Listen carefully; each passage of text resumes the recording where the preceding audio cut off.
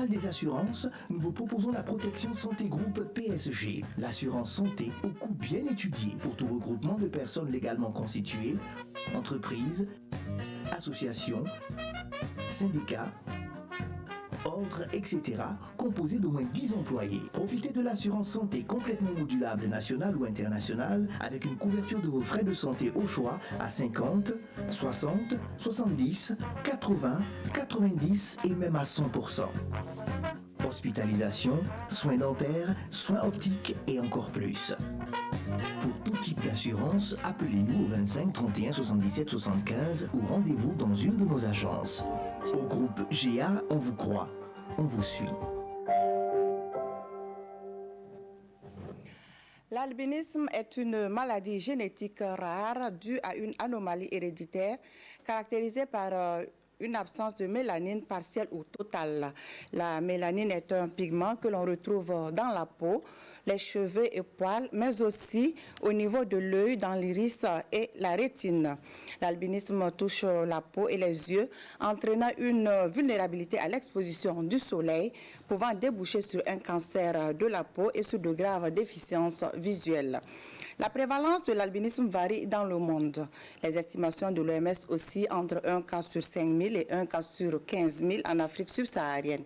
En Europe et en Amérique du Nord, une personne sur 20 000 souffre de cette maladie. On dispose cependant de très peu de données relatives à la prévalence de l'albinisme par pays. Les gens atteints d'albinisme ont une espérance de vie normale. Elle est dans la moyenne, sauf dans certaines régions d'Afrique. Par exemple, en Afrique subsaharienne, où l'espérance de vie est estimée à 60 ans, celle des albinos atteint à peine 30. Leur peau fragile et le manque de soins en sont une raison, le meurtre surtout à cause des vertus surnaturelles que certaines populations accordent à leur corps en est une autre. Et pour en savoir davantage sur l'albinisme, je reçois pour vous sur ce plateau Dr Yeri Lidi Chowe, dermatologue vénérinologue au CHR de Tenkodogo. Dr Paté Sankara, médecin ophtalmologiste, assistant à l'université, professeur Ouaga, professeur Joseph Kiserbo. Il est le chef de service du Centre national de lutte contre la cécité.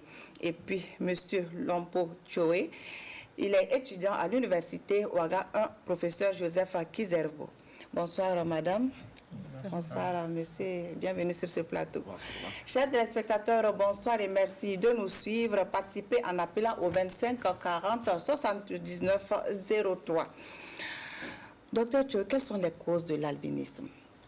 Merci, madame Dao. L'albinisme, comme vous l'avez dit, c'est la plus fréquente en fait des anomalies de coloration. Et l'albinisme est dû à une mutation sur des gènes qui va entraîner un défaut de production de la mélanine. Et la mélanine, c'est ce pigment qui donne à la peau, aux yeux, aux cheveux leur coloration. Et c'est également ce pigment qui nous protège des effets néfastes du soleil. Et quels sont les différents types d'albinisme? Toujours avec vous, docteur Chowe. Okay. Merci. Nous avons en gros 3 types d'albinisme, à savoir l'albinisme oculaire pur, l'albinisme oculocutané et l'albinisme qui est souvent appelé l'albinoïde, en fait, qui donne ce que communément on appelle les rouquins. Voilà. D'accord. Docteur Sankara, qu'est-ce que l'albinisme oculaire ou partiel? Alors, merci Madame Dao.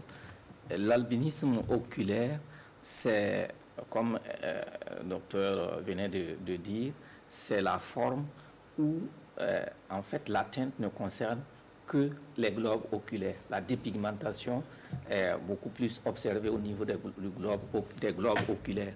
Et le reste, les peaux et fanins sont bien colorés. L'albinisme est commun aux êtres vivants, docteur Chowe.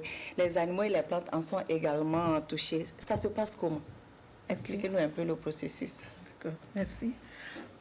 Pour qu'un individu soit albinos, il faut que soit les 2 parents, chacun porte le gène défectueux, mais ne fait pas la maladie. Ou les 2 parents sont malades. les 2 parents sont donc albinos, ils vont avoir des enfants albinos. Ou les 2 parents, chacun a le gène défectueux mais ne fait pas la maladie. Et lorsque l'enfant naît, ce couple a des chances, un quart de chance d'avoir des enfants, en tout cas, qui vont naître albinos. Parlez-nous un peu des symptômes de la maladie, les aspects sur la peau. Ok. Les aspects sur la peau, il faut dire que la dépigmentation est présente chez tous les patients, chez toute personne qui va présenter un albinisme oculocutané. Et cette dépigmentation varie en fonction que l'individu soit capable de produire partiellement la mélanine ou soit incapable totalement de produire cette mélanine. Et dans les formes complètes, où il n'y a pas du tout de production de mélanine, la peau sera rose chez ces personnes avec des cheveux et les cils qui sont blancs. Maintenant, dans les formes partielles où il y a une petite capacité de produire de la mélanine, on aura dans ce cas la peau également qui sera blanc crème avec les cheveux qui tendent vers le jaune ou carrément vers du brun clair. Voilà un peu ce qu'on a sur la peau. C'est évident, le diagnostic de l'albinisme. Maintenant, le diagnostic, chez les Blancs, souvent, ça pose un peu problème parce que comme eux, ils sont déjà clairs, donc ce n'est pas toujours évident. Mais le diagnostic, proprement dit, dans ces formes-là, se pose au niveau des ophtalmologues qui font le diagnostic avec les anomalies oculaires. D'accord. Justement, je vais demander à Dr Sankara de nous parler de ces différents aspects. Comment ce diagnostic peut s'établir au niveau oculaire?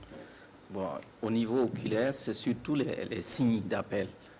Parce que, comme il a dit, c'est un peu évident dans nos milieux que la personne avec les signes dermatologiques qu'on voit. Mais à côté de ça, on a des signes oculaires qui sont là, à savoir surtout au niveau de l'iris, parce que la pigmentation au niveau de l'iris et au niveau de la rétine, cette absence-là de pigmentation à ce niveau, ça va conditionner pas mal de signes. D'abord, il y a la photophobie. La personne a peur de la lumière. Les lumières l'éblouissent et ça fait mal. Donc la personne va adopter une certaine attitude. Et à côté de ça, il y a même la vision. La vision est basse. Les personnes sont albinos souvent. Leur acuité visuelle varie entre 1/20 et 2/10 comme ça. Et donc ces signes-là vont faire que souvent on a d'autres signes associés, surtout les mouvements oculaires. Des fois, on a des yeux qui jouent, on appelle ça nystagmus. Les yeux jouent comme des billes, clac-clac. Et des fois, la personne louche. On dit que la personne louche, c'est-à-dire que les yeux regardent, c'est comme s'il regardait son nez le plus souvent. Et ça peut être aussi accompagné des mouvements anormaux de la tête pour compenser ce nystagmus ou ce strabisme. Des personnes vont avoir une attitude vicieuse, à savoir une tête qui joue en pendulaire ou bien qui est un peu inclinée, penchée d'un côté.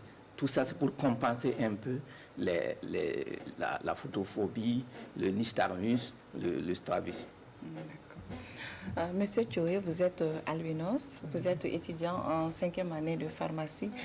À partir de quel âge vous avez constaté cette différence entre vous et puis les autres? Bon, concernant cette question, en tout cas, cette différence en tout cas de peau avec les autres. Mais à quel âge avez-vous pris conscience? Je n'ai pas en tout cas l'âge exact auquel en tout cas j'ai eu cette différence de peau avec les autres. Mais ce que je peux dire, c'est que quand j'étais en tout cas enfant, voilà, mes camarades en tout cas j'avais peur de moi, ils avaient peur de moi. Voilà, quand on me mettait en tout cas entre mes camarades, il y avait en tout cas cette peur en tout cas que en tout cas les autres avaient à mon égard.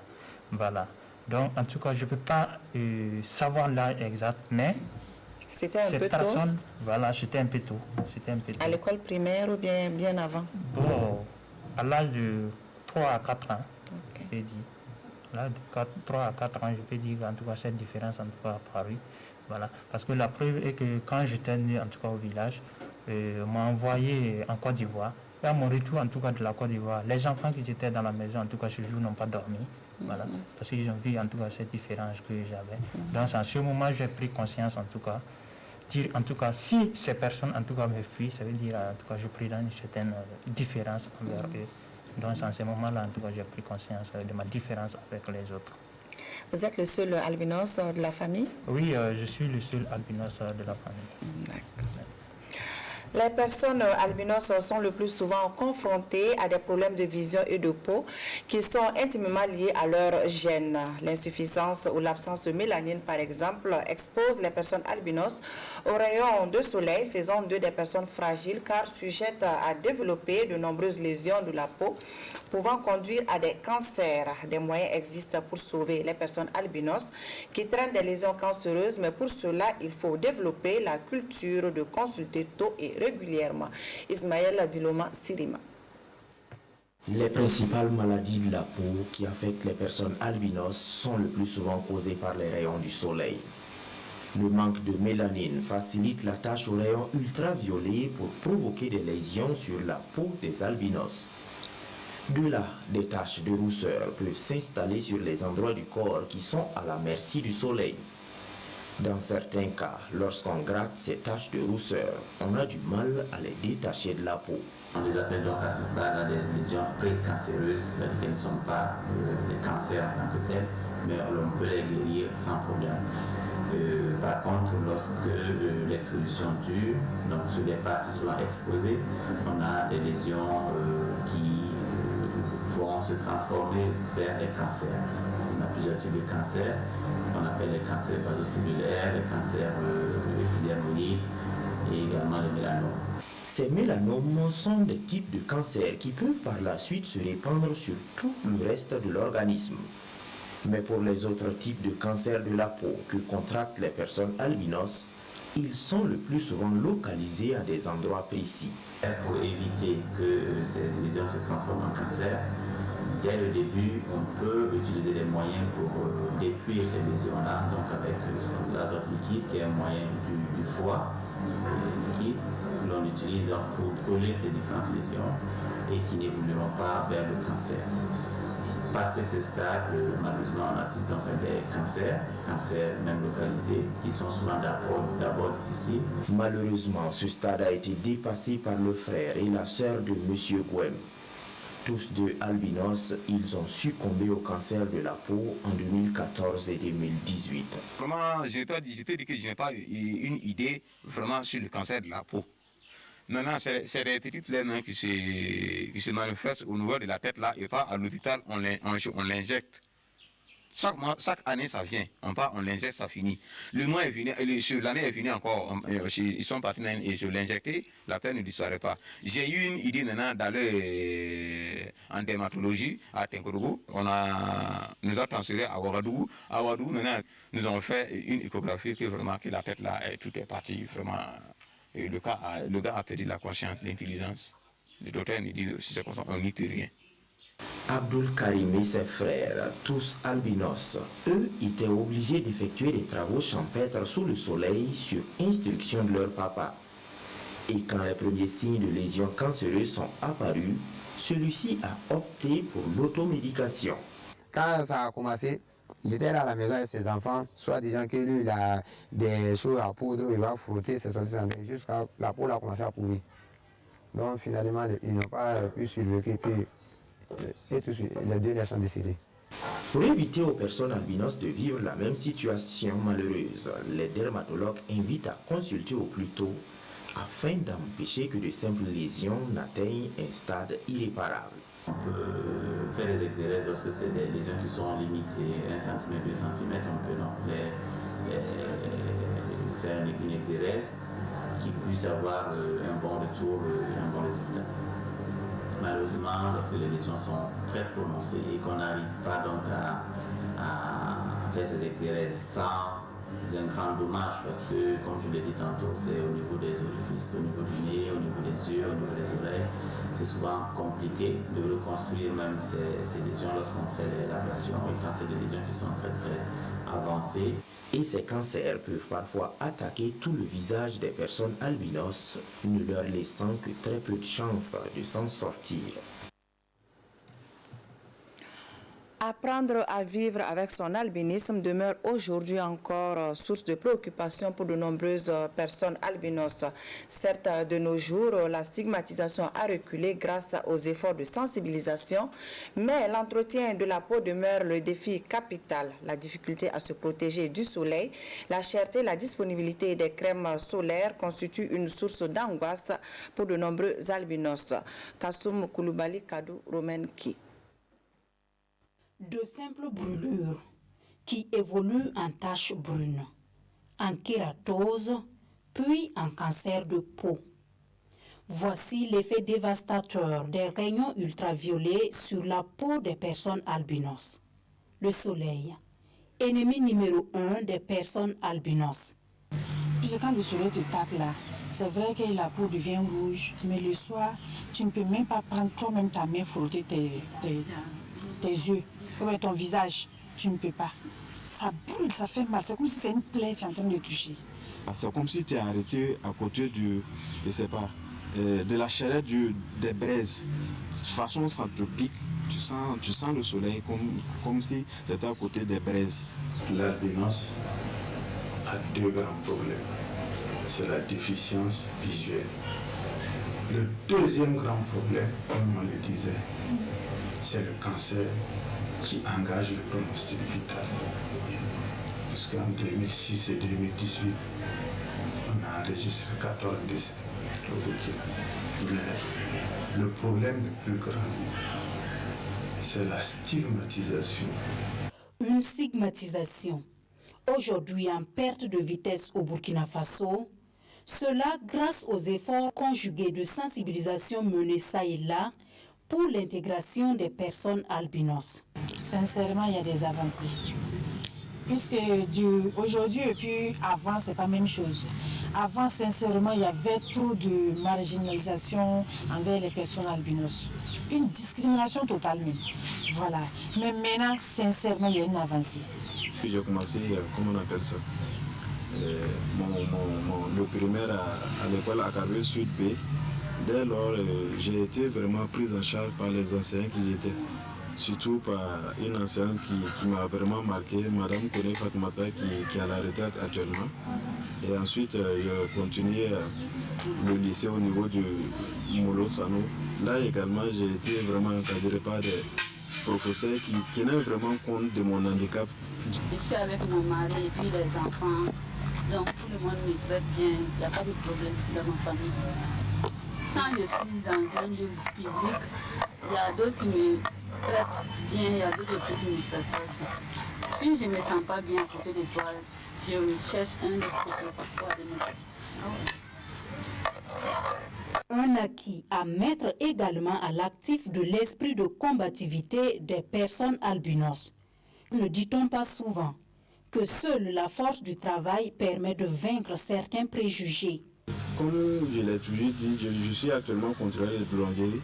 Mais au début, vous savez que le travail de l'emboulangerie, c'est toujours dans la chaleur, avec de fortes températures de la boulangerie et tout. Donc le début, les gens m'ont sous-estimé. Ils disaient que, franchement, bon, peut-être dans la période de fraîcheur, ça va, mais en période de chaleur, est-ce que moi je pourrais tenir? Mais j'ai dit que, franchement, c'est moi, j'ai dit je voulais. Et laissez-moi prouver que je peux. Mais au fur et à mesure, je peux dire que j'ai été le seul qui a tenu. Les premiers qui ont commencé avec, puisque c'était une boulangerie, ils m'ont pris directement. Mais avec ceux que j'ai commencé, par finir, ils ont tous abandonné puis me laissé. Selon les spécialistes du domaine, l'on ne guérit pas de l'albinisme. Il faut donc apprendre à vivre avec. Véritable difficulté, l'entretien de la peau. Il faut s'habiller conséquemment, éviter de s'exposer au soleil et avoir à portée de main des crèmes solaires. Des crèmes dont la cherté et la disponibilité constituent une autre équation à résoudre. Retour donc sur ce plateau avec nos invités. Docteur Sankara, à partir de quel âge les problèmes oculaires surviennent chez l'albinos? Merci, Madame Ndao. Alors, les problèmes surtout oculaires surviennent très tôt, dès la première enfance. Pourquoi? Les premiers mois de la vie déjà, on va constater l'attitude de l'enfant. À savoir que souvent la maman croit que l'enfant est aveugle parce que avec la lumière qui l'éblouit, c'est la personne, le bébé albinos a tendance à garder les yeux fermés. Donc déjà, c'est des signes. Et c'est par la suite, les quelques 4, 5, 6 mois après qu'on va commencer à voir certains premiers signes si la personne, des dispositions ne sont pas prises pour protéger contre ce rayonnement solaire. En fait, amis ou ennemis, c'est surtout les rayons ultraviolets qui constituent le problème. Docteur Tchoé, à partir de quelles sont les difficultés, les problèmes de peau que rencontre? C'est vrai que dans le reportage, le cancer de la peau est revenu à plusieurs reprises, mais quels sont les différents problèmes de peau de l'albinos? Merci Madame Dao. Il faut dire que, comme on l'a vu, la mélanine, c'est elle qui permet d'avoir une protection contre les rayons ultraviolets du soleil, comme une sorte de parapluie qui couvre tout le corps. Donc les personnes albinos, soit n'ayant pas du tout cette mélanine, ou fabriquant cette mélanine en infime quantité, ne pourront pas être protégés contre les effets des rayons ultraviolets. Donc ces rayons vont frapper directement sur les cellules et vont entraîner, comme dans le reportage, vous l'avez vu, des taches rouges qui vont par la suite être des taches noires ou marron qui sont disséminées sur les zones photo-exposées. En plus de ces taches, on a ce que nous appelons en dermato les kératoses actiniques, qui sont en fait des sortes de petits boutons qui sont recouverts de croûte. C'est comme si vous avez du pus sur le corps qui est séché et qui reste collé sur la peau. Et ces kératoses actiniques sont dues à une exposition prolongée et chronique au soleil. Et si rien n'est fait, ces kératoses vont évoluer vers des cancers vrais de peau. Et en plus de ces kératoses actiniques, il y a également le vieillissement précoce de la peau. Donc la peau réagit face à l'agression solaire, va devenir très épaissie et très dure. Et enfin, il y a les cancers vrais qui vont apparaître sur la peau. D'accord. Monsieur Tchoé, qu'est-ce qui vous a le plus marqué ayant trait à votre situation d'albinos? Qu'est-ce qui vous a le plus marqué? Voilà, merci beaucoup Madame Dao. Ce qui m'a en tout cas le plus marqué, c'est que quand j'avais le CP, à partir de ma 6e, ce qui m'a beaucoup marqué, puisque en tout cas je présente un certain handicap visuel, voilà. Ce qui m'a beaucoup marqué, c'est qu'au moment où en tout cas on recopie les leçons au tableau, je devais en tout cas, je me déplace et je pars regarder au tableau. Et voilà, j'avais un enseignant qui s'appelait Madame Salmandou, que je ne vais pas oublier. C'était un enseignant en histoire-géographie. Et cette dame, en tout cas, prenait mon cahier et elle recopiait en tout cas les leçons qu'elle-même mettait au tableau pour moi. Voilà, donc cette dame, en tout cas, m'a beaucoup marqué. Et depuis même sur l'aide, je cherche en tout cas à la rencontrer. À rentrer en contact avec elle. Et également à partir de ma seconde. Bravo à Madame Samandoulgo. Voilà. Quand j'avais le BPC, j'étais en seconde. Voilà, puisque en tout cas je présentais cet handicap visuel là. Donc un jour, un enseignant a mis un sujet au tableau. Voilà. Et cet enseignant, comme je le connais, quand tu bavardes avec ton voisin, il te met dehors.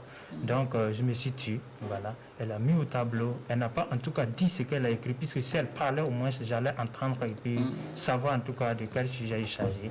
Voilà. Cet enseignant a mis le sujet au tableau et après il m'a interrogé pour me dire au fait qu'est-ce que je pense en tout cas de ce sujet qu'elle a mis au tableau. Donc je me suis levé gentiment et j'ai dit à l'enseignant que en tout cas j'ai un problème, voilà, de vision. Donc ce qu'elle a mis au tableau, je ne vois pas. Et une minute après, cet enseignant m'a dit que en tout cas c'est une malheur pour moi.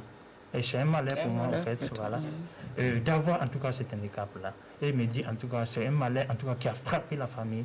Et en tout cas cela m'a beaucoup marqué. Cela m'a beaucoup marqué. Ça, c'était dans le cadre du cursus scolaire. Voilà, du cursus scolaire. Et également au niveau du cursus scolaire aussi, puisque en tout cas ma vie d'enfance et puis d'adolescence est basée en tout cas sur la vie scolaire. Voilà. Donc à ma terminale également, j'ai rencontré en tout cas aussi un monsieur en tout cas très gentil, un professeur de physique-chimie. Voilà. Et ce monsieur, je vous assure, il m'a acheté des verres, c'est lui-même qui m'a payé des verres. Voilà. Des lunettes, des correcteurs. Des verres correcteurs. Il m'a payé, en tout cas, ça vaut les 250 000. C'était 2 verres. Bravo à lui. Et également, il m'a présenté aussi à son petit frère qui est actuellement chef de douane. Je ne sais pas où il est actuellement. Voilà. Et en tout cas, ils m'ont beaucoup aidé et ça m'a beaucoup marqué. Parce que après même que j'ai mon bac, je suis parti à l'université deuxième année, ce même monsieur, le petit frère de mon professeur, m'a appelé et il m'a en tout cas donné un ordinateur auquel je travaille avec ça actuellement. Donc ce sont en tout cas des choses qui m'ont beaucoup marqué, en tout cas que je les remercie, que Dieu en tout cas les bénisse également. Et au-delà du cursus scolaire, dans la vie active, est-ce qu'il y a des faits marquants qui vous ont déboussolé ou alors que vous avez apprécié hautement? En tout cas, dans la vie sociale, je peux dire, en tout cas, je ne suis pas en tout cas cohérent avec les gens. Parce que, vu qu'il y a cette différence-là, il y a des gens, en tout cas, qui n'adressent pas la parole. Et moi également, si tu me considères donc vous êtes un peu donc timide. Je suis un peu timide. Et ceux que je collaborais avec, c'était des gens de ma classe uniquement. Donc, je n'avais pas, en tout cas, une vie associative. En tout cas, au niveau et jusqu'à présent, c'est comme ça? Et jusqu'à présent, en tout cas, je peux dire, je commence en tout cas à avoir une vie associative parce que je suis, si je peux me permettre, je suis, comment dirais-je, le secrétaire chargé à l'organisation de l'association pour la promotion et la protection des albinos. Et je suis un peu actif aussi au niveau de la FAP. Voilà. D'accord. Nous allons revenir sur les problèmes oculaires que vous avez eu à citer, docteur Sankara. Est-ce qu'on peut prévenir ces problèmes? On peut prendre des dispositions pour éviter ces problèmes? Merci, Mme Dao. On peut prendre des dispositions et il faut d'ailleurs les prendre et très tôt. Pour éviter ou retarder la survenue? Pour certains, c'est pour éviter, d'autres, c'est pour atténuer. Je vous disais tantôt que c'est le rayonnement solaire, mais il faut le soleil pour voir. Mais ici, l'œil de l'albinos n'a pas tous les moyens de protection pour se protéger comme un œil de quelqu'un normal, à savoir surtout au niveau de l'iris, qui est un rideau, et c'est la pigmentation qui fait que ce rideau qui est là peut réguler la pénétration des rayons dans l'œil. Et au fond de l'œil, la rétine marche bien parce qu'il y a une couche qu'on appelle l'épithélium pigmenté et qui fait qu'à ce niveau-là, beaucoup de phénomènes se passent pour que la vision se passe bien. Donc, et par manque de pigmentation à ce niveau, au niveau de l'iris et au niveau de la rétine, vont survenir les problèmes oculaires parce que les rayons vont traverser sans qu'il y ait un rideau qui les empêche, ce qui va faire que ça met en danger les structures de la cornée, cristallin, jusqu'à la rétine. Ça peut, ça met en danger ces structures-là de l'œil. Donc, pour éviter d'avoir les problèmes, les complications qui vont s'en suivre, il faut que très tôt, on voit la personne albinos et qu'on puisse prendre des dispositions au niveau oculaire, au niveau de la protection, sur tous les verres solaires, pour éviter d'avoir les complications. Parce que déjà, la basse vision, c'est leur crainte quotidien. On peut corriger certaines personnes parce qu'il y a souvent des vices de réfraction qui sont associés. La personne est peut-être plus myope et on corrige et on profite mettre les qualités qui font que les verres vont atténuer les effets du rayonnement ultraviolet. Donc, tantôt, c'est pour atténuer, tantôt, c'est pour éviter certaines complications. Parce que si on laisse faire, on aura sur la cornée des kératites qui vont accentuer la photophobie, la peur de la lumière. On aura sur les structures du fond, comme du fond d'œil, certaines dégénérescences déjà maculaires qui sont optiques, parce que la lumière est passée à brûler certaines zones par manque de pigmentation pour protéger. Donc, il est intéressant de les voir tôt et de les voir régulièrement pour adapter ces moyens de protection. Docteur Choé, nous allons revenir sur c'est vrai que nous avons parlé des complications au niveau de la peau de l'albinos. Comment on peut prévenir cela? On peut prévenir ces complications ou alors les atténuer? Okay, merci, Mme Dao. Si on regarde les complications, vous voyez, quand le reportage passait, il y a des gens qui n'avaient pas de lésions sur la peau. Ça veut dire que ces personnes étaient bien protégées. La clé, c'est la protection. Donc, soit c'est la protection vestimentaire, donc porter des manches longues, des jupes longues, des pantalons, avec des chapeaux à bord large pour se couvrir le visage. Ou également, lorsqu'on doit s'exposer au soleil, il faut appliquer de la crème solaire sur les zones découvertes. Voilà un peu ce qu'il faut pour éviter la survenue de complications. Monsieur Choé, vous avez dit qu'aujourd'hui vous êtes dans la vie active, vous militez dans une association. Si ce n'est pas indiscret, est-ce que vous êtes fiancé, marié? Non, je suis toujours célibataire. Célibataire, mais avec...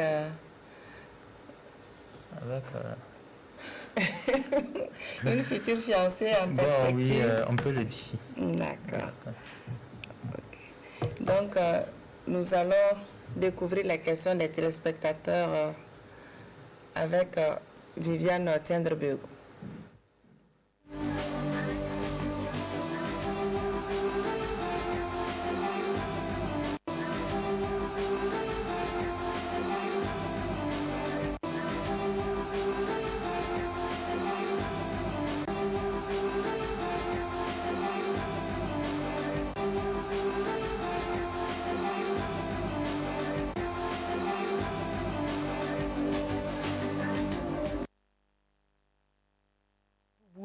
Marie-Rose aimerait savoir comment un parent peut détecter qu'un nouveau-né est albinos.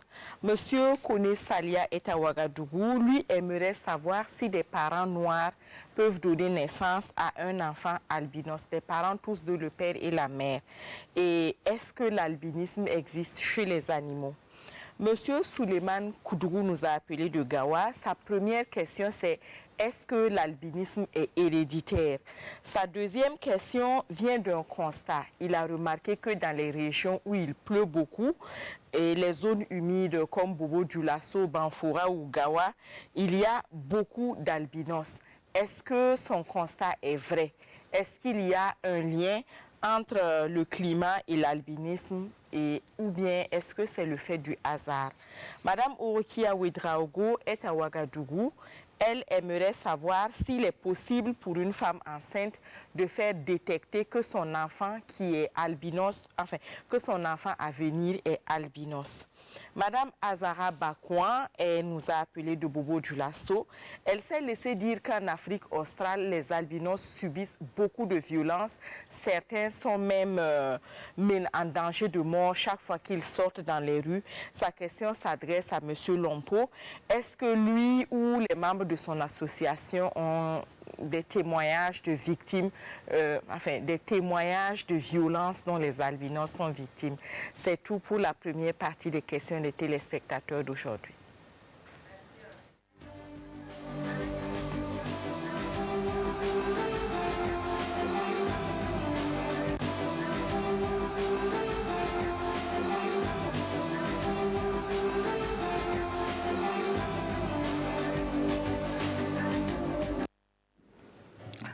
Docteur Sankara, comment détecter, docteur Choé, comment détecter l'albinisme chez un nouveau-né? Okay. Comment le savoir? Okay. Merci, Madame Dao. Au début, je disais tantôt, c'est par la coloration de la peau. Donc, vous allez voir que ce sont des nouveau-nés qui ont, s'il n'y a pas du tout de production de mélanine, les enfants qui auront une peau qui est à tendance rose avec des cheveux qui sont blancs. Voilà. Mais le diagnostic se pose surtout au niveau ophtalmologique, comme Dr Sankara venait de le dire, surtout chez Donc les c'est au enfants niveau à âge. des yeux qu'on peut déjà détecter chez le nouveau-né. Oui, mais il faut dire que la forme d'albinisme qui est la plus fréquente, c'est la forme oculocutanée, mais le type 2. Donc le nouveau-né a des cheveux blancs ou blonds et on peut voir au niveau ophtalmo, c'est comme je vous dis, déjà la photophobie est déjà sensible, même à cet âge-là. Et l'enfant, le bébé a tendance à fermer les yeux, si bien que la maman peut croire que l'enfant est aveugle. Et si on voit en ophtalmo, on va voir la décoloration, la dépigmentation au niveau de l'iris et du fond d'œil. Et on peut faire le diagnostic. Mais il faut se dire que si c'est la forme totale, blanc-blanc, qui est, bon, des fois est rare chez nous, ça, on le voit d'emblée, parce que généralement le bébé naît dans nos conditions, les cheveux sont noirs. Quand on voit des cheveux tout à fait blancs et les fanères, c'est-à-dire les poils et les ongles qui sont tout à fait blancs, et cette personne, ce bébé qui a peur de la lumière, alors ça peut déjà tiquer. Et surtout la coloration de la peau qui est là, tout paraît tout blanc. Merci. Monsieur Kone Salia voudrait savoir si des parents tout à fait noirs peuvent concevoir un albinos. Docteur Joey. Oui, tout à fait. L'albinisme est héréditaire. Donc, je disais dans les causes, si un des deux parents a le gène, il faut savoir que la transmission de l'albinisme, on dit en génétique, est récessive. Donc, ça veut dire qu'il faut avoir les deux gènes chez le même parent, la même personne pour faire la maladie. Donc, chacun des parents peut avoir moitié-moitié. Donc, si les deux sont combinés chez l'enfant, l'enfant sera albinos, alors que les parents sont bel et bien noirs. Mais ils ont le gène de l'albinisme dans leur sang. Et l'albinisme chez les animaux, c'est vrai que c'est les êtres vivants, presque tous les êtres vivants développent, en tout cas une partie des êtres vivants développent l'albinisme. Chez les animaux, est-ce que vous pouvez revenir là-dessus? Chez les animaux, c'est le même phénomène. Il faut qu'un des parents, en fait, le matériel génétique, chaque parent apporte moitié-moitié. Tout à fait. Donc, si chacun apporte la partie malade, la partie où il y a l'anomalie, je ne dirais pas une maladie parce qu'on pense que c'est une anomalie et non une maladie. Si chacun apporte la partie où il y a l'anomalie, mais l'anomalie va s'exprimer. Voilà. D'accord. Docteur Sankara, ça c'est la question de M. Koudougou. Il fait un lien entre les zones humides à forte pluviométrie et la survenue de l'albinisme. Est-ce qu'il y a un lien? Parce qu'il a cité Gawa, Banfora, où il y a beaucoup d'albinos. Ou est-ce un fait de hasard? Bon, alors c'est une bonne question. Il n'appelle pas souvent une très bonne réponse. Mais il faut se dire qu'à travers le monde, surtout en ce qui concerne les maladies héréditaires, l'incidence, c'est-à-dire ce que les gens voient fréquemment ou pas là, l'incidence de ces maladies-là est très variable d'une communauté à une autre. Mais souvent, pour ces maladies héréditaires, c'est certaines communautés un peu isolées qui vivent en autarcie où on constate que l'incidence est plus élevée due à la consanguinité au niveau de ce groupe. Mais sinon, on peut rencontrer des cas et croire, mais en fait, dans les autres contrées aussi, on n'a pas fait des études pour le savoir, parce qu'il manque de données pour conclure. Mais on sait que dans le cas où, par exemple, des communautés vivent un peu isolées, plus en autarcie du point de vue, parce que ça soit social ou bien géographique, et qu'ils restent en autarcie, la consanguinité fait que la transmission se fait et on a de fortes chances d'avoir un plus grand nombre de cas. Mais toujours est-il dit qu'il faut faire des études pour l'affirmer, parce que ça peut être seulement comme ça un phénomène qu'on a remarqué, mais qui n'est pas forcément vérifié. Monsieur Tchoué, vous êtes interpellé par Madame Azara Bakouan. Donc, elle dit qu'en Afrique australe, les albinos sont perpétuellement en danger. Donc, je l'avais dit dans l'introduction, en Tanzanie, par exemple, c'est pas simple pour les personnes albinos. Est-ce que les albinos sont victimes de violences ici au Burkina Faso? Bon, ici au Burkina Faso, en tout cas, je n'ai pas encore rencontré. Mais en tout cas, ce que les gens disent, ce que les gens rencontrent, c'est pour ces personnes disent que voilà, ils ont besoin en tout cas des cheveux des albinos pour aller faire en tout cas telle ou telle chose, les médicaments, je ne sais pas trop. Et certains aussi, voilà. Les cheveux, est-ce que quelqu'un vous a déjà sollicité vos cheveux? Non, mais dans la causerie, souvent, ça, voilà, cela ressort. Et il y a d'autres personnes qui disent aussi que l'albinisme, c'est un malheur, c'est un bonheur. Donc, en tout cas, tout cela dépend, en tout cas, dans les sociétés. Il y a beaucoup de préjugés autour. Voilà, dans les sociétés.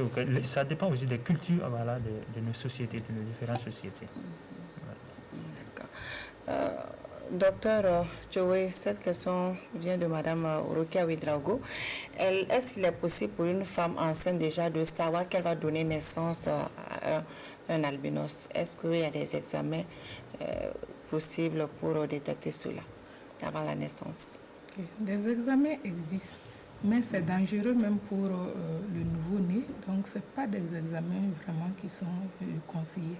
Sauf dans des cas où le couple a déjà des enfants albinos et où il y a des formes vraiment associées à d'autres pathologies, peut-être pour pouvoir détecter ces cas-là.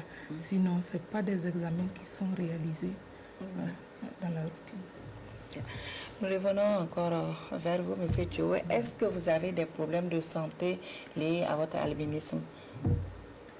Le problème de santé, si je dois en tout cas me fier à la définition donnée par l'OMS concernant la santé, je peux dire en tout cas que j'ai un problème de santé, vu que voilà, j'ai un handicap visuel. Oui, et au-delà des yeux, est-ce qu'il y a d'autres problèmes? Au niveau de la peau, il n'y a pas de souci? Au niveau de la peau, je n'ai pas eu en tout cas rencontré de soucis au niveau de la peau. Vous protégez très bien. Bon, je peux le dire. Et puis c'est aussi une chance aussi. Docteur Sankara, comment prévenir ces maladies liées à l'albinisme afin d'éviter toutes les complications? C'est vrai que vous avez parlé des protections, mais au niveau oculaire, qu'est-ce qu'on peut faire? Alors, concrètement, c'est le maître mot, c'est la protection, la protection, la protection. Et fuir l'exposition au soleil, surtout à certaines périodes de la journée. C'est-à-dire qu'on caricature en disant que si le soleil se lève de telle sorte que la silhouette est moins grande que la taille de la personne, il faut se mettre à l'abri. C'est pour dire que si on veut voir déjà autour de 10 heures jusqu'à 14 heures, on ne devait plus les voir sous le chaud soleil d'avril. Donc cela veut dire qu'il y a des activités que l'albinos ne doit pas mener.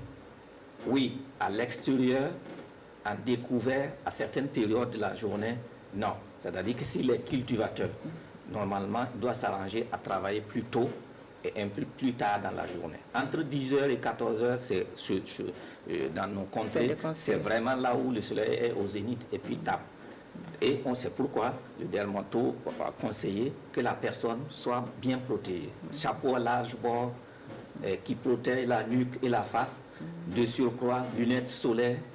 Et si on a découvert des vices de réfraction, on corrige, qu'ils soient myopes ou hypermétropes, on corrige et on profite mettre des colorations, des teintes photogrées anti-reflets pour éviter que les yeux ne soient exposés. Les habits qui sont manches longues, bien couverts et qui sont souvent plus gris, vert, c'est la protection. D'accord. Docteur Tchoé, vous avez effectivement parlé des différentes dispositions à prendre pour se protéger du soleil afin d'éviter les maladies de la peau. Mais du coup, quelles sont les activités que les albinos ne doivent pas mener? Qu'est-ce qu'ils ne doivent pas faire? Ok, merci. Dire activités à ne pas faire, disons, ça sera toutes les activités qui vont les amener à être exposés au soleil. Par exemple, nous avons vu dans le reportage, le monsieur, lui, il est boulanger. Oui, il est boulanger et il doit se protéger. Lui-même, il a dit qu'il souffre de la chaleur quand il s'approche. C'est ça. Voilà, donc est-ce que normalement, il devrait être boulanger? Normalement, il ne devrait pas être boulanger. Voilà. tout ce qui est source de chaleur, source d'exposition, bon, boulanger là-bas encore ça vaut mieux, mais tout ce qui est... Le cultivateur, il n'a pas le choix, comme Dr Sankara le disait, c'est de cultiver très tôt le matin et tard un peu dans la soirée. Donc éviter tout ce qui va les exposer et également les activités qui peuvent les amener à se blesser, puisqu'ils n'ont pas une bonne vision. Donc s'il y a des activités où ça nécessite vraiment d'être précis, ils doivent éviter ces activités. Voilà. Par exemple, la soudure, voilà, c'est des activités un peu difficiles. Est-ce qu'ils peuvent être soudeurs déjà avec le problème? Voilà, problème oculaire. Voilà, donc c'est un peu difficile pour ces activités, il faut les éviter. Est-ce que les plaies des albinos cicatrisent rapidement, normalement, comme pour celles des autres? En dehors de la mélanine, l'albinos a les mêmes constituants que tout le monde. Donc, les plaies normales cicatrisent normalement. Voilà. De quel traitement dispose-t-on, docteur Sankara, en matière de problèmes oculaires liés à l'albinisme? Bon, en matière de problèmes oculaires liés à l'albinisme, bon, déjà, il faut savoir qu'on ne peut pas traiter l'albinisme comme c'est une maladie héréditaire. Oui, c'est les maladies oculaires. Maintenant, c'est que les complications que ça a au niveau oculaire, si c'est des conjonctivites ou des kératites, on suit, on traite et on conseille la protection. Si c'est des tumeurs de paupières, en collaboration avec le dermatologue, on gère ces parties parce que les paupières aussi, c'est surtout l'aspect peau ici qui est souvent. Maintenant, si c'est le fond de l'œil, les dégénérescences au niveau maculaire qui sont optiques liées au rayonnement, là, il faut protéger parce que dès que ça se déclenche, ça devient maintenant des difficultés parce que ça ajoute des degrés à la basse vision et il faut souvent des grossissants, des loupes pour permettre à la personne de pouvoir lire. Donc, c'est beaucoup plus la surveillance et le bilan ophtalmologique et dermatologique régulier qui va permettre de dépister le problème à temps et de pouvoir proposer une solution. C'est au cas par cas, en fonction de la complication qu'on a.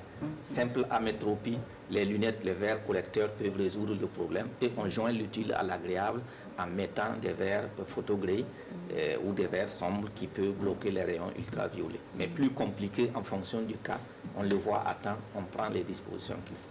D'accord. Docteur Tchoe, est-ce que notre plateau technique nous permet de prendre en charge les problèmes de peau liés à l'albinisme? Oui, disons que nous n'avons pas de difficulté pour la prise en charge si le patient est vu tôt. Si le patient est vu tôt, le traitement est fait tôt et ça va. Maintenant, si le patient est vu tard, avec des cancers où la peau est vraiment délabrée, en ce moment que ça pose des problèmes. Donc le conseil que nous avons à donner aux personnes atteintes d'albinisme, c'est vraiment de se protéger contre l'effet du soleil et de faire l'auto-examen. C'est-à-dire il faut toujours examiner sa peau pour voir est-ce qu'il n'y a pas de taches anormales, est-ce qu'il n'y a pas une rigueur par-ci, voilà, pour consulter le plus tôt possible, pour qu'on puisse détruire les lésions à la base. Mais pourquoi l'albinisme est plus fréquent chez l'homme que chez la femme? Des études que nous avons ne montrent pas cette fréquence plus chez l'homme que chez la femme. Seul le type où l'albinisme oculaire peut lié à l'X, donc ça c'est uniquement les hommes qui vont faire ce type d'albinisme que nous n'avons pas beaucoup chez nous ici. Sinon, il y a une étude récente en population qui a été réalisée à Bobo-Dioulasso et l'incidence c'est comme dans la population générale, on a plus de femmes que d'hommes, donc c'est plus de femmes plutôt qu'on a trouvé que d'hommes. Voilà. Mais pourquoi il y a plus d'albinos en Afrique qu'en Europe, docteur Sankara? Bon, c'est la même question qui était revenue avant. Est-ce que c'est vrai qu'on les a en Afrique plus qu'ailleurs? Parce que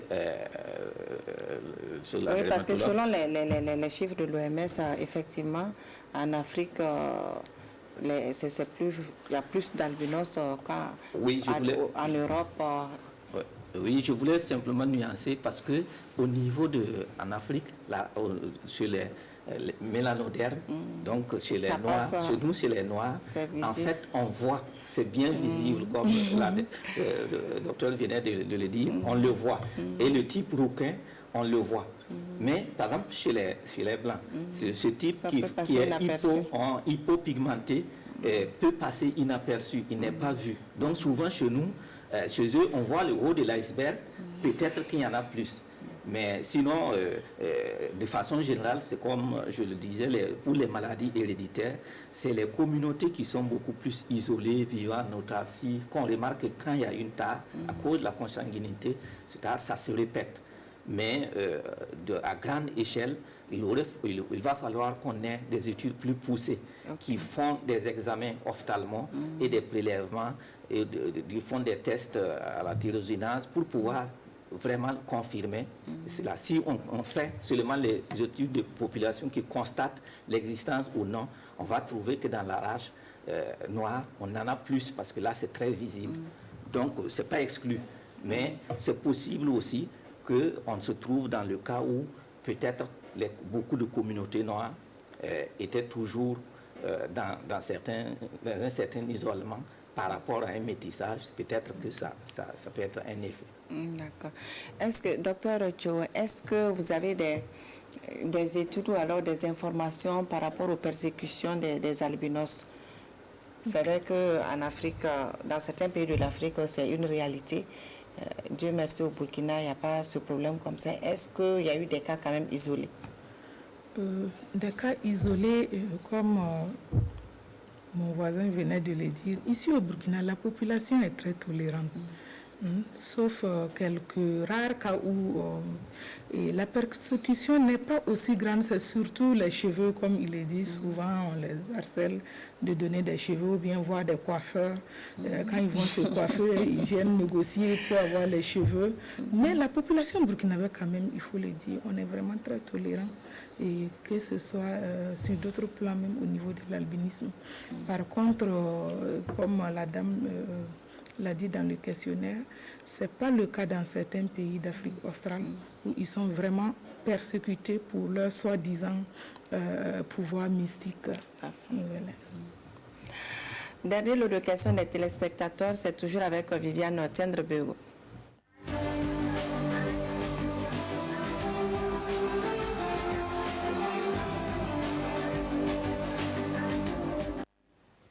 Monsieur Mahaman Sangli, sur l'émission à Coupéla, c'est un professionnel de la santé et il a une question plutôt technique.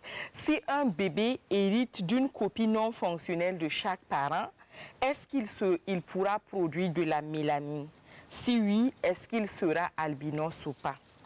Monsieur Nadoro Souleymane Traoré est à Koudougou. Lui se pose la question si le régime alimentaire peut résoudre les problèmes de peau, les problèmes d'yeux et tout ce que les albinos rencontrent comme difficulté. Est-ce que l'alimentation peut résoudre ces problèmes-là? Monsieur Paul Seydou Somé est à Bobo-Dioulasso, il est albinos et il témoigne qu'il a été victime de discrimination, surtout à l'école primaire, des discriminations qui l'ont empêché de suivre normalement son cursus et il a abandonné l'école à un certain moment. Donc il lance un appel à toutes les personnes albinos. Tenez bon et il encourage M. Lompo qui est sur ce plateau à rester courageux et à poursuivre son parcours. Madame Amandine Nintiema, en suivant le reportage, a entendu qu'en Afrique, l'espérance de vie des personnes albinos est très faible par rapport aux autres personnes de pigmentation normale. Qu'est-ce qui explique cela? Est-ce qu'on peut dire que c'est dû au soleil? Est-ce qu'on peut dire que c'est dû à un manque de prise en charge efficace de leurs problèmes socio-psychologiques et sanitaires?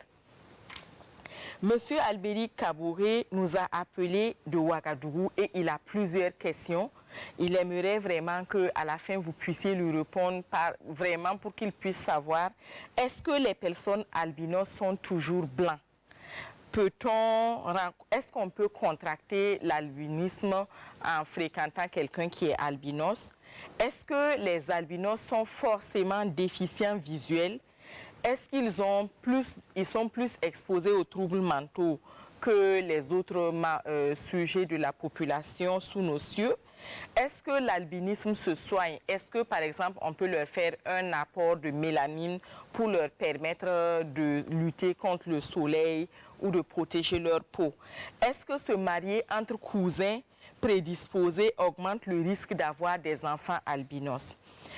Monsieur Yao Salif, lui, est à Banfora. Il aimerait savoir comment est-ce qu'il y a un examen qu'on peut faire pour savoir qu'on est prédisposé à avoir des enfants albinos. C'est tout pour les questions des téléspectateurs d'aujourd'hui.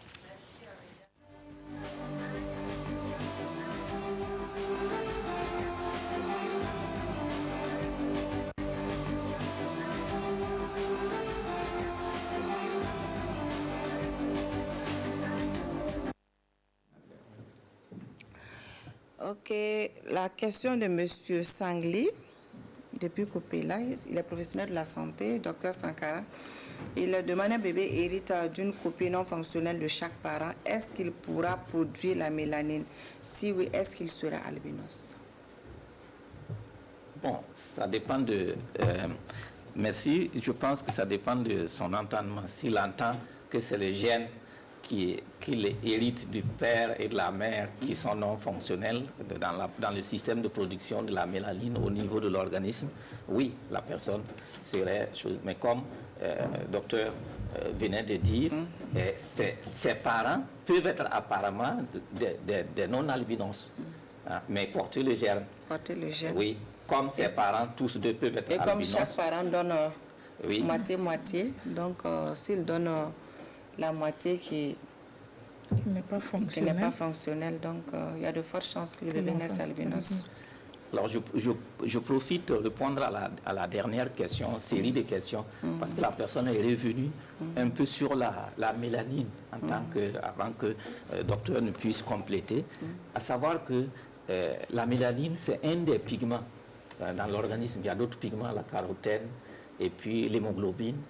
Mais pour la mélanine, il n'y a que la synthèse au niveau de l'organisme humain, de l'organisme dans le règne animal. Donc si on l'a pas. On peut le faire ou on ne peut pas le faire. On ne peut pas l'apporter d'ailleurs. Carotène et autres hémoglobines, on peut dans la nature trouver d'autres animaux qu'on peut peut-être apporter.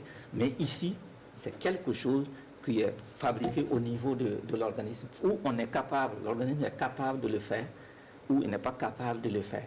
Parce que par moment, c'est la fabrication, par moment, c'est l'endroit de stockage qui intervient. C'est plus complexe, mais en fait, ça se fait au niveau de l'organisme. Docteur Tchoé, est-ce que le régime alimentaire peut-il résoudre les problèmes de peau et de vision des personnes albinos de peau, comme vous êtes dermatologue? Le régime alimentaire, l'albinos doit s'alimenter comme tout le monde, avoir un régime équilibré comme tout le monde. Mais ça ne va pas résoudre son problème de peau. Ça ne va pas résoudre le problème de peau. Ça n'a pas d'impact. Ça n'a pas d'impact. C'est protéger contre le soleil, c'est tout. Et pour la vision, est-ce que le régime alimentaire a un impact sur l'amélioration de la vue? C'est comme le docteur venait de le dire, la vision, c'est comme les autres. Il faut un régime équilibré, ça favorise de façon générale. Mais en ce qui concerne l'albinos, le problème reste quand même parce que c'est l'absence de pigmentation au niveau de certaines structures de l'œil qui l'expose, alors que ça, on ne peut pas apporter la mélanine du dehors de l'organisme. C'est la synthèse se fait au niveau de l'organisme ou ne se fait pas. Quand ça ne se fait pas, on a donc ces conséquences-là. Donc, s'alimenter de façon équilibrée, c'est bien de façon générale, surtout quand on a un déficit, ça peut aider à maintenir, mais ça ne résout pas le problème. Okay. Monsieur Tchoé, vous êtes félicité par votre frère Paul Sédou Somé, qui est également albinos. Il dit que lui, les discriminations l'ont empêché de poursuivre son cursus scolaire, donc il vous félicite et vous demande de tenir bon. Ok, j'ai dit en tout cas, je remercie en tout cas le frère, m'a remercié, voilà. Et en tout cas, quand j'ai entendu ça, ça me fait mal, parce que si à cause de ça, vraiment, cette personne-là, en tout cas, a quitté les bancs, j'ai dit ça me fait mal sincèrement. Docteur Tchoé, l'espérance de vie des albinos est faible. Qu'est-ce que cela est dû à quoi? Est-ce le soleil, le manque de prise en charge efficace de leurs problèmes de santé socio-psychologiques? Est-ce que cela a un impact sur leur espérance de vie? Je pense que l'espérance de vie, si la personne est bien protégée, c'est la même chose que chez tout le monde.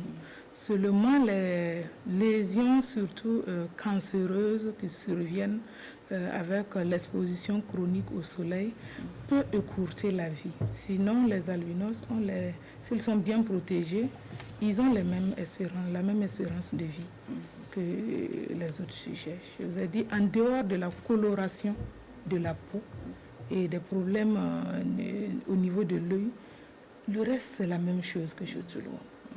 En fait, vous voulez compléter? Oui, je veux compléter. Je suis du même avis. C'est-à-dire qu'ils ont tous, en dehors des difficultés maintenant, effectivement, dans nos milieux, l'ensoleillement.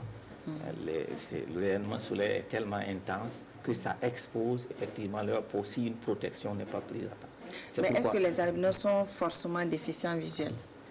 Oui. Ils sont tous oui, déficients en général, leur acuité visuelle peut varier entre 1/20 et puis 2/10. Pas carrément la cécité, mais la basse vision est vive. Pourquoi? C'est parce que il y a un problème au niveau du fond de l'œil, surtout au niveau de la rétine. Et le fait que l'épithélium pigmenté n'a pas tout ce qu'il faut pour faire un bon fonctionnement, il y a des lésions qui font. Et le plus souvent, il y a aussi des vices de réfraction qui sont associés. Donc, si on les prend à temps, on peut atténuer le problème, mais de façon générale, ils vivent dans la basse vision. Et on sait que la déficience visuelle, quand elle est profonde, elle hypothèque aussi l'espérance de vie. Parce que les personnes qui ne voient pas, ça augmente les risques. Sans oublier à son niveau, les risques au niveau cutané, ainsi de suite. Donc, s'il y avait une bonne prise en charge et que les associations qui font leur travail d'explication, de sensibilisation, et il y a une bonne protection, l'espérance de vie, c'est là, comme la personne normale. Est-ce que les albinos, docteur, ont des troubles mentaux plus que les autres sous-nocieux? Est-ce qu'ils sont plus sujets aux troubles mentaux? Bon, ça, je n'ai pas connaissance d'albinos sujet à des troubles mentaux. Pour ça, il faut une étude pour savoir est-ce qu'ils sont plus sujets. Je n'ai pas connaissance de ça. Et se marier entre cousins germains, est-ce que ça prédispose ou ça augmente le risque d'avoir des enfants albinos? Oui. On l'a dit, l'albinisme, c'est une anomalie génétique.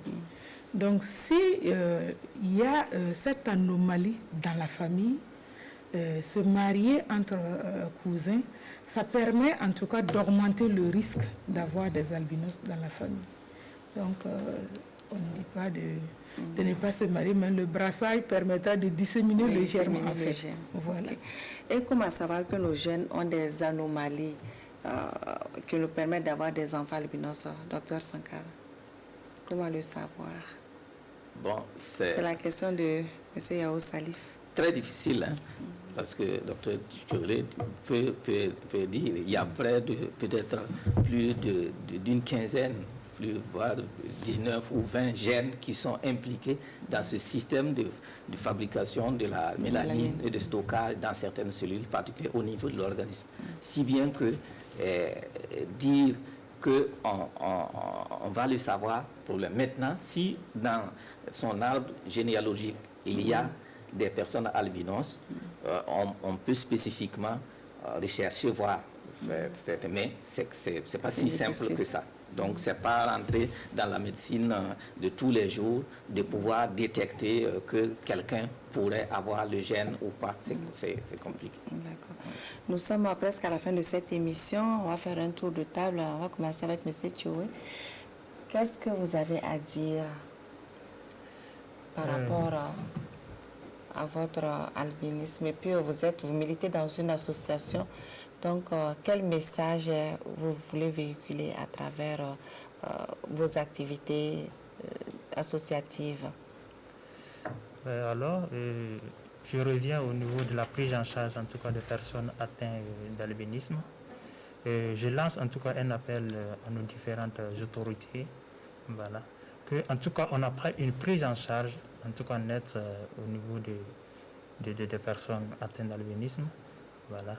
Et en tout cas, cela en tout cas concerne plus en tout cas nos objectifs que nous cherchons en tout cas à atteindre. Voilà. Donc, si on prend au niveau dermatologique, voilà, il y a nos docteurs en tout cas, on a une certaine en tout cas collaboration avec nos dermatologues, c'est-à-dire ils comprennent en tout cas notre situation. Voilà. Actuellement, en tout cas, on n'a pas trop de problèmes, mais en tout cas notre but c'est pas maintenant. On veut que, en tout cas, ça soit maintenant, mais aussi, en tout cas, les générations à venir qui sont un peu à l'aise au niveau, en tout cas, des problèmes de peau. Voilà. Donc, ce que, en tout cas, nous, albinos, personnes albinos, préconisent, en tout cas, ce qu'on veut que nos autorités fassent, en tout cas, qu'ils puissent légaliser, en tout cas, cette prise en charge-là. Voilà. Pour que, une fois, peut-être que dans les services dermatologiques, ceux qui sont actuellement là, peut-être demain ils seront affectés à quelque part. Et une fois qu'on ira, en tout cas pour cette consultation-là, peut-être on aura des difficultés avec ces nouvelles personnes-là. Donc ce serait mieux que voilà, cette prise en charge soit légalisée. Donc cela veut dire que les avantages dont vous bénéficiez, c'est par affinité, parce que c'est des gens qui sont sensibles à votre situation. Voilà. Okay. Et quand on parle au niveau ophtalmologique, en tout cas, actuellement, on n'a pas en tout cas une certaine collaboration avec les docteurs. Voilà. Donc, également, c'est la même chose. Voilà. On cherche en tout cas, ce qu'on veut, c'est que en tout cas, cette prise en charge aussi soit légalisée de ce côté-là. Voilà. Et les personnes aussi qui sont atteintes d'albinisme, qui sont dans les villages, c'est parce que nous sommes ici qu'on sait en tout cas qu'on doit prendre soin de leur peau. Mais ceux qui sont là-bas ne savent pas cela. Donc, ce qu'en tout cas on préconise également, ce qu'on veut, c'est que c'est vrai que dans les CSPS, il n'y a pas en tout cas ces soins spécialisés concernant la peau. Voilà. Mais s'il y a une fois cette gratuité qui est légalisée, quand cette personne albino va se déplacer, aller dans un CSPS, peut-être facilement, voilà, l'infirmier qui est là peut le conduire en tout cas dans nos CHR et CHI auxquels ils auront en tout cas accès à ces soins-là. Voilà. Et aussi, s'il y a une possibilité que nos infirmiers qui puissent intégrer en tout cas cette formation au niveau de la dermatologie, voilà, pour que en tout cas ces personnes-là puissent, une fois l'albinos qui va se présenter au niveau des soins, voilà, que cet infirmier-là puisse détecter en tout cas les lésions élémentaires, c'est-à-dire, par exemple, ça se présente genre des boutons, voilà. S'il détecte ça, en tout cas, qu'il puisse envoyer ça au niveau des spécialistes. Voilà. Donc, en tout cas, c'est cet appel-là, en tout cas, que je vais lancer. Voilà. En tout cas, c'est ça nos objectifs, c'est ce que, en tout cas, on cherche et on veut, en tout cas, atteindre. Ok, docteur Joey. Okay. Merci, Madame Dao. C'est l'occasion pour nous, dermatologues, d'interpeller encore les albinos sur leur protection. Protection solaire, protection solaire, protection solaire. Comme on l'a vu, les crèmes coûtent cher, ils n'arrivent pas à se les acheter. Et c'est pour, en tout cas, les aider. Vu que les dermatologues ne sont pas nombreux pour couvrir tout le territoire, la Société burkinabé de dermatologie a initié un projet de prévention des cancers cutanés dans la région du Centre-Est qui a été financé par la Fondation Pierre Fabre. Et ce projet consiste à ce que les dermatologues se déplacent vers les albinos qui sont dans les régions qui n'ont pas accès aux dermatologues. Donc, de façon régulière, tous les 4 mois, les dermatologues vont se déplacer dans la région du Centre-Est pour apporter des soins spécialisés et fournir des crèmes aux personnes atteintes d'albinisme et leur prodiguer également des conseils. et également profiter faire un transfert de compétences, comme il a dit, aux infirmiers qui sont sur place pour ne serait-ce que détecter les premiers signes. Voilà, et les référer au niveau des dermatologues pour la prise en charge. Donc voilà ce que nous tenons à dire. Protection solaire et protection encore. D'accord. Et docteur Sankara? Merci Madame Dao et merci aux différents professeurs qui nous ont, professeur Nyamba, professeur Zawsonle, nous ont permis d'être sur le plateau pour répondre à certaines questions. Je pense que à mon niveau, c'est la même chose, c'est la protection et aussi les bilans ophtalmologiques et dermatologiques réguliers de ces personnes-là. Et le mieux, c'est d'aller vers ces personnes-là. L'année passée, le Centre national de lutte contre la cécité a eu l'occasion, lors de la journée d'albinisme, d'aller au siège de leur association au niveau de Ouara et faire des consultations gratuites. Et ça, ce sont des actions qu'il va falloir avoir comme un projet. Mais là, c'est quand des partenaires vous soutiennent, vous pouvez régulièrement organiser ces séances, aller vers ces personnes-là. Ça va susciter un peu que ces personnes adhèrent à ce bilan régulier pour adapter les moyens de protection. Et au niveau de la communauté, c'est d'éviter la stigmatisation des uns et des autres. On sait que dans ce pays-là, les plus hautes autorités nous disent de nous méfier de la stigmatisation. C'est la même chose pour ces groupes. Il faut éviter la stigmatisation parce qu'ils ont des difficultés de prise en charge au niveau sanitaire parce que leur niveau socio-économique est en bas dans certains cas. Et ça donne notre degré de tolérance de ces personnes-là. Ces personnes aussi devaient occuper des postes, être à l'aise pour se soigner. Et si il se trouve que ce n'est pas ça, c'est donc notre niveau d'acceptation c'est pas un bon niveau. Et il va falloir que tout le monde revoie ça. Parce que Albinos, comme sa communauté, ils doivent travailler à ce qu'il y ait une société inclusive où chacun peut être en plein épanouissement. C'est pour éviter les désagréments et les difficultés. Donc, c'est ce que je voulais dire. Merci, Dr Sankara. Merci, Dr Choe. Merci d'être venu sur ce plateau également, Monsieur Choe. Donc, chers téléspectateurs, c'est la fin de cette émission. Merci de l'avoir suivi. Bonsoir et à très bientôt pour un autre numéro de Santé Maga. Prenez bien soin de vous.